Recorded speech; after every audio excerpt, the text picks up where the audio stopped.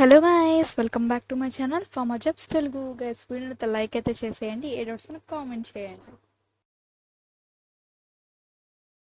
ఇదైతే వచ్చేసి క్రియూ కోర్ కన్సల్టింగ్ సర్వీస్ అనమాట. సో ఇది రియల్ ఫేకా కోచింగ్ సెంటర్ ఏది అనేది ఐడియా లేదు, బట్ జాబ్ రోల్ అయితే ప్రొవైడ్ అయితే చేస్తున్నారు కాబట్టి మీకైతే పోస్ట్ చేస్తున్నాను. పూర్తిగా medical coding, day shift and licence గ్రాడ్యుయేట్స్కి, నాన్ సర్టిఫైడ్ క్యాండిడేట్స్కి మాత్రమే ఎలిజిబుల్ అనమాట ఇది. సో కరెంట్ జాబ్ ఓపెనింగ్స్ అయితే వచ్చేసి పూర్తిగా ఫ్రెషర్స్కి, ఎనీ లైసెన్స్ గ్రాడ్యుయేట్స్ అయితే అప్లై అయితే చేసుకోవచ్చు అనమాట. ఈ లొకేషన్ అయితే వచ్చేసి చెన్నై, బెంగళూరు, హైదరాబాద్ అనమాట. ఓపెనింగ్స్ అయితే ఉన్నాయి. సో ఇక్కడైతే అనాటమీ స్కిల్స్ అడుగుతున్నారు, కమ్యూనికేషన్ స్కిల్స్ అడుగుతున్నారు, మెడికల్ ట్రాన్స్క్రిప్షన్, టైపింగ్, ఇలా కొన్ని స్కిల్స్ అయితే అడుగుతున్నారు.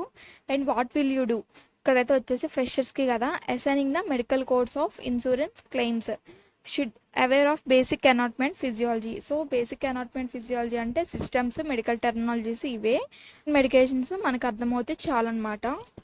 Desired candidates profile, any licence graduates అయితే అప్లై చేయొచ్చు. ఇక్కడ చూసారా, ఏజ్ అయితే వచ్చేసి 32 కన్నా బిలో ఉండాలి. 32 అబవ్ వాళ్ళు నాట్ ఎలిజిబుల్.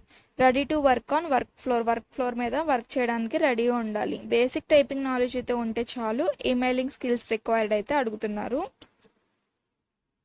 అండ్ బెనిఫిట్స్ అయితే చూసేద్దాం. శాలరీ రేంజ్ అయితే వచ్చేసి 15,000 అనమాట.